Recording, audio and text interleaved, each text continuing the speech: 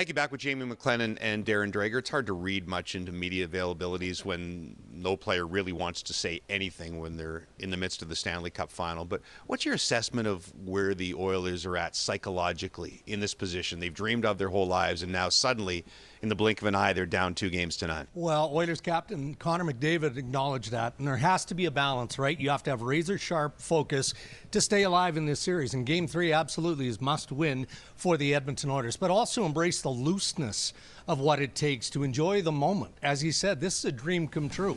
They're playing in the Stanley Cup Final, and I think to a player that is shared, including the coaching staff as well. I thought Chris Knoblauch was very, very forthcoming, but there's some things that the Oilers are going to have to take advantage of and work on in Game 3. Ryan Nugent-Hopkins talks about winning battles in all three zones. I mean, if you're dumping the puck in the offensive zone, get to that puck first.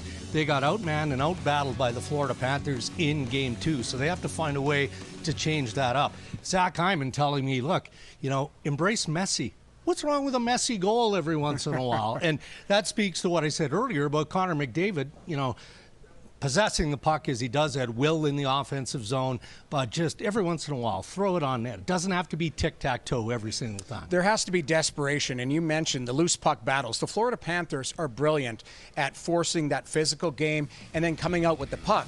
But the desperation is you're in the Stanley Cup Finals. This isn't a Tuesday night in November where maybe it's a little bit of a half effort there, not in the lane. Too many times, I've talked about critical errors. You cannot have critical errors in the finals, especially digging in. So loose puck battles have to sway on the Edmonton Oilers side. But it always amazes me that they'll come out and say, we got to win puck battles, but you knew that before Game 2 that you had to win. I guess desperation only comes from true desperation when you have to win 4 out of 5 in a series. Florida Panthers having some travel issues. Are you surprised at all that they waited till the day before? They haven't been out of the Eastern time zone since the middle of March.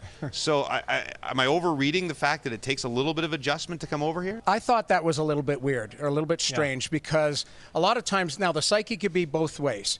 When you go into Denver, sometimes guys are worried about the altitude, and they just fly in and they play, and they worry about the first 10 minutes when you're on the ice. But when you're changing time zones and you've got the extra day off, I thought maybe you travel on that first day off, let everything settle down, get acclimated to the time zone, and then settle into kind of the media day today and then get after it tomorrow. But thought process for Florida, go the other way, try and land and play hockey. Yeah, I think you do weigh the logistics of the process, right? Yep. And it's the lesser of the two evils. Now, look, Edmonton, their charter actually landed in Kansas City to gas up yesterday. Whereas the Florida one went straight. A direct flight. So, look, there'd be logistical reasons why the Florida Panthers have decided to stay the extra day.